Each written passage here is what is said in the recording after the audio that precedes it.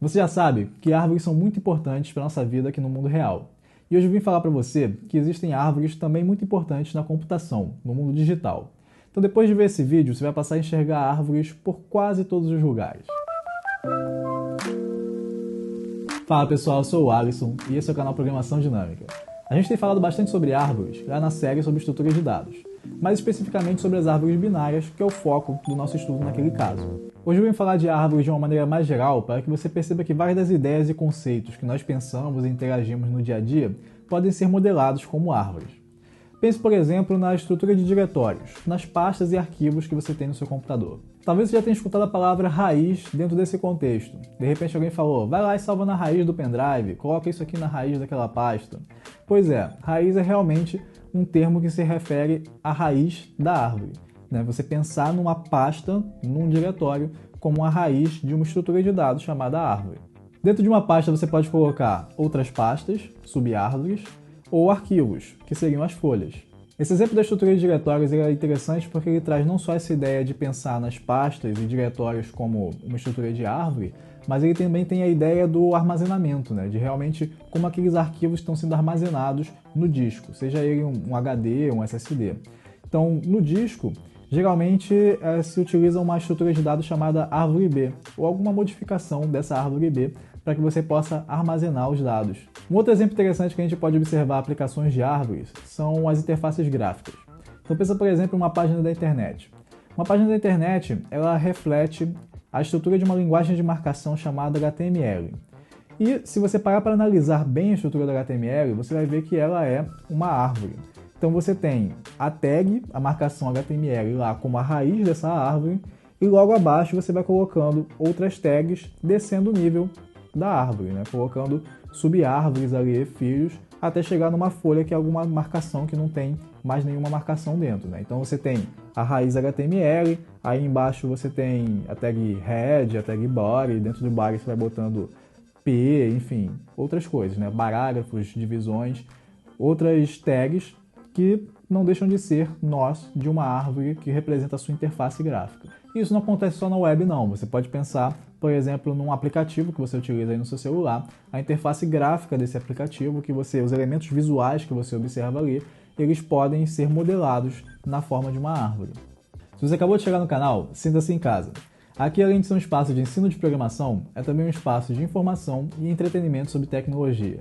Então, para ficar por dentro das videoaulas ou discussões que eu aqui produzimos, se inscreva no canal e não esqueça de ativar o sininho para receber notificações sempre que a gente lançar um vídeo novo. Fugindo um pouco do mundo digital e voltando para o mundo físico, você pode pensar, por exemplo, no corpo humano como uma árvore.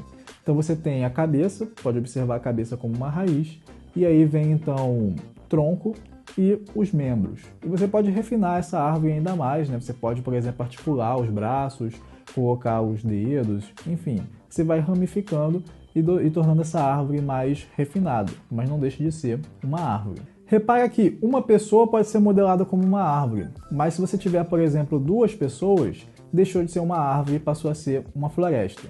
Então eu falei sobre esses conceitos lá na série sobre estrutura de dados. Você tem duas árvores que estão desconectadas, certo? Deixou de ser a mesma estrutura. Mas também você pode pensar que isso é uma questão de perspectiva. Porque se você parar para pensar, não nas duas pessoas, mas, por exemplo, em uma cena, sei lá, um quarto, uma sala, você pode pensar que a sua cena é a raiz de uma árvore e essas pessoas, então, passam a ser nós, subárvores dessa sua árvore maior.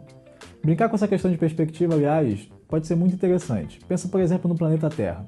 Você pode pensar na Terra como uma árvore composta por um único nó. Está ali a Terra. E aí a gente pode querer refinar esse nosso pensamento. Por exemplo, pensar que a Terra é formada ali por continentes. E aí você então coloca abaixo da Terra, desce esse nível aí e coloca os continentes. E aí você pode descer mais um nível colocando abaixo de cada continente os países que estão dentro desse continente. E você pode fazer isso tanto para baixo, como a gente fez, descendo, colocando a Terra como raiz e subdividindo, como também para cima. Então você pode pensar que você tem o planeta Terra e que você teria outros planetas, por exemplo, Marte, Júpiter, Vênus. E aí, se você tiver cada um desses planetas isoladamente, você não tem uma árvore, você tem uma floresta, certo? Mas você pode pensar numa perspectiva maior, que seria, por exemplo, do sistema solar, em que o sistema solar seria a raiz e agora sim você compõe uma árvore com eles. E você continua podendo crescer, né? Expandir isso aí. Então, do sistema solar, você pode botar isso dentro da Via Láctea e por aí vai, até você completar o seu universo. Deu pra perceber que as árvores estão em tudo? Na verdade, quase tudo. Então a gente deixa de ter uma árvore se a gente quebrar alguma conexão. Como você viu, quando você tem coisas separadas, cada uma dessas coisas pode ser considerada uma árvore, aí você tem uma floresta. E você também deixa de ter uma árvore quando você tem conexões que formam ciclos. Então se você ligar, por exemplo, dois países vizinhos dentro dessa estrutura, você deixou de ter uma árvore e você passa a ter uma estrutura um pouquinho mais geral. Um tal de grafo. Então as árvores são quase tudo. Então pessoal, esse vídeo vai ficando por aqui. Se você gostou dessa perspectiva sobre as árvores, deixa aquele like e já confere também as nossas outras redes sociais. Então nós temos o Instagram, nós temos um Medium, a gente produz conteúdo para lá. Bem interessante, complementar o que a gente faz aqui no YouTube também, tá certo? Muito obrigado e até a próxima.